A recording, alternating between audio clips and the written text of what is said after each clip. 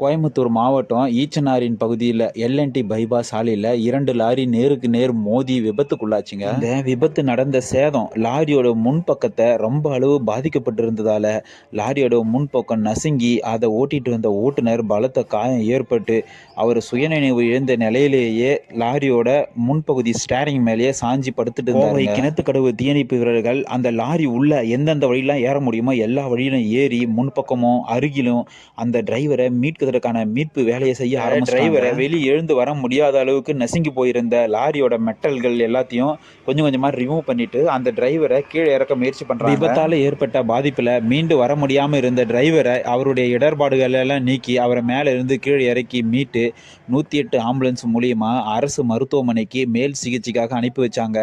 இந்த மீட்பு பணியில் ஈடுபட்ட கோவை தீயணைப்பு வீரர்கள் பணியில் ஈடுபட்ட பொதுமக்களுக்கும் உங்களுடைய மனமார்ந்த வாழ்த்துக்களை தெரிவிச்சுட்டு வீடியோவுக்கு லைக் பண்ணிட்டு போங்க. நன்றி, வணக்கம்.